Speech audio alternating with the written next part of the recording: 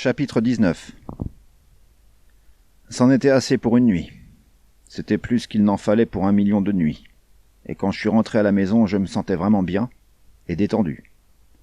Vous comprenez. Plus rien ne pouvait arriver maintenant, puisque tout était déjà arrivé. Le pire. Il ne pourrait plus rien me jeter dessus maintenant. Il ne pourrait même plus m'emmerder. C'en était trop, mais maintenant tout était fini, et il ne pourrait... Je suis rentré à la maison.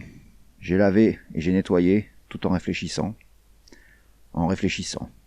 Rien que réfléchir. Mais je n'étais pas inquiet. Il ne pourrait pas l'identifier. Ce train mettrait 3 jours pour atteindre Kansas City, et il s'arrêterait à une demi-douzaine d'endroits entre ici et là-bas.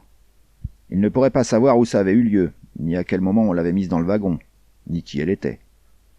Tout ce que j'avais à faire, c'était de me débarrasser de ses vêtements quand je partirais d'ici, et j'allais partir vachement vite. Car il s'était déjà passé trop de choses, et maintenant, il ne pouvait plus rien se passer. Mona pourrait rester ici avec moi cette nuit. Pourquoi pas? L'affaire était réglée, aucun souci à se faire. Et c'était une super petite. Et j'avais besoin d'être avec quelqu'un. J'avais toujours eu besoin d'être avec quelqu'un, et cette nuit... Donc elle resterait ici cette nuit, et le lendemain matin je quitterais le magasin. Je lancerais une engueulade avec Staples, et puis je lui dirais d'aller se faire foutre, et je partirais. Et ensuite Mona et moi nous décollerions, rien que nous deux, avec ces bons vieux 100 000 $. Ça serait nickel. Il n'y avait aucune faille dans le plan, ni de mon côté ni du sien. Le comté lui avait ordonné de quitter la maison. Personne ne dirait rien si elle partait un peu plus tôt. Nous décollerions ensemble, Joy, Mona et moi. Et à partir de ce moment-là, à partir de maintenant, plus rien ne pourrait arriver. Après m'être nettoyé, ainsi que la salle de bain, je suis allé dans le salon et j'ai bu un verre bien tassé. Je pensais qu'il devait être affreusement tard, mais il n'était qu'un peu plus de 8h30. Plus qu'environ 25 minutes avant le rendez-vous avec Mona, avant que quelqu'un soit là avec moi. Je me suis servi encore un verre bien tassé. Je l'ai bu, et je me suis mis à me dire que ça n'avait pas pu arriver. Tant de choses, si rapidement. Et si ça n'avait pas pu arriver, eh bien, ça n'était pas arrivé.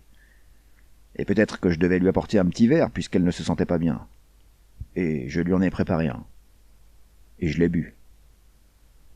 Ça a toqué à la porte. J'ai un peu sursauté, et puis je suis allé voir. Et non, je n'ai pas hésité. Car plus rien ne pouvait arriver maintenant, plus jamais. Et il n'y avait aucune raison d'avoir peur de quoi que ce soit. J'ai ouvert la porte. Staples a dit « Bonsoir, Frank » et je n'ai pas répondu.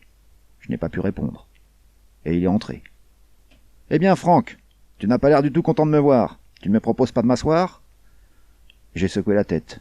J'ai dit « Non. Putain, qu'est-ce que tu veux, Stape » Il s'est assis, et il a croisé ses petites jambes grassouillettes.